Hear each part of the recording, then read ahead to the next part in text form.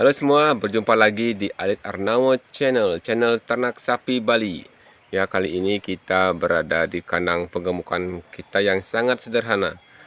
Di kesempatan yang baik ini, kita akan berbagi pengalaman dan bagi tips seputaran tentang penggemukan sapi. Oke, untuk selengkapnya jangan lupa untuk like dan di komen. Tonton videonya sampai habis, oke?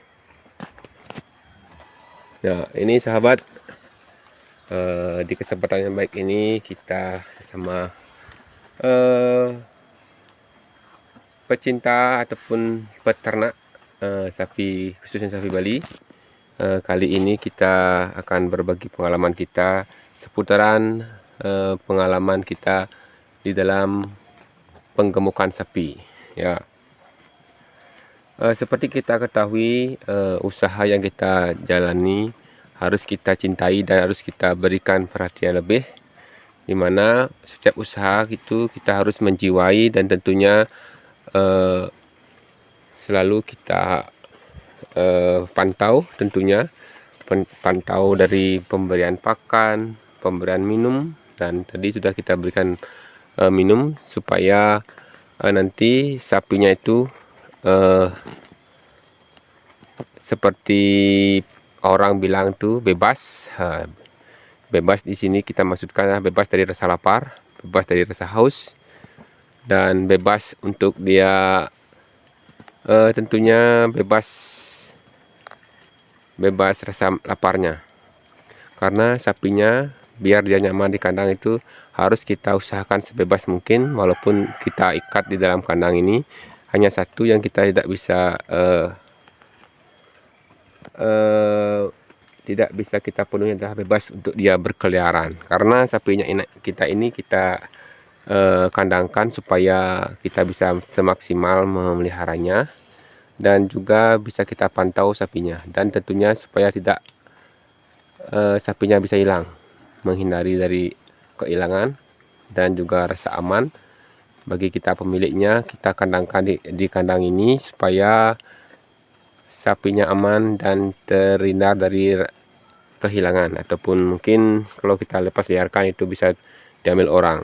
Dan tentunya di sini di pengemukan ini kita juga mungkin selain pemeliharaan, pemberian pakan, dan kita tetap memantaunya, juga sedikitnya kita harus juga memilih bibit yang standar. Nah, walaupun kita tidak bisa mencari bibit yang sangat unggul, tentunya itu kita mendapatkannya susah, tapi kalau kita diberikan sapi seperti ini, biar kita bisa merawat, itu yang baru luar biasa.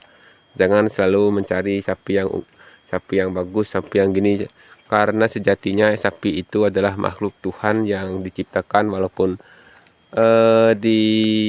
tentunya tidak sempurna, tapi semaksimal mungkin kita bisa rawat sapinya.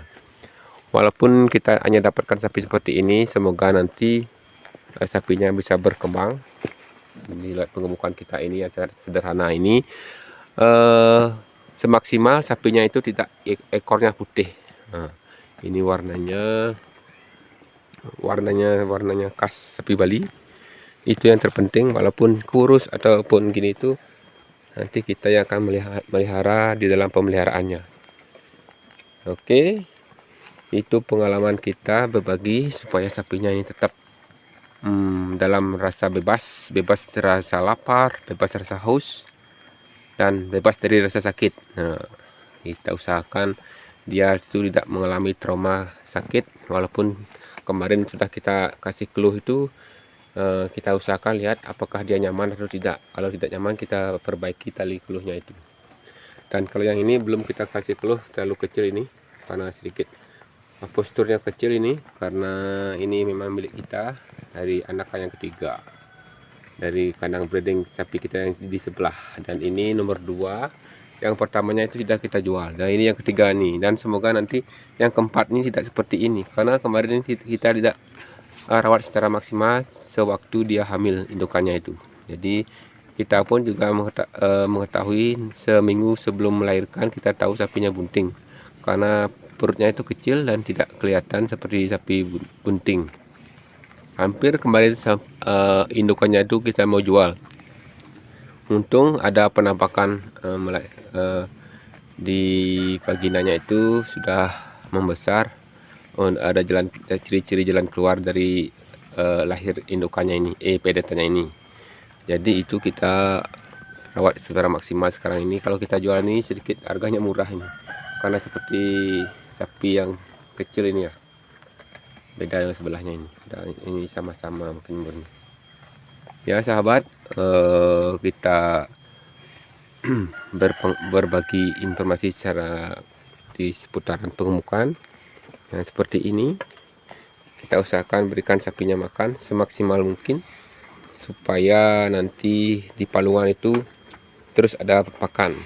Kalau sudah di palungan itu habis, itu artinya sapinya kurang makan. Kalau ada stok itu kemungkinan sapinya itu sudah kenyang ataupun sudah puas, ataupun mungkin karena makannya itu terlalu keras dan sapinya tidak selera.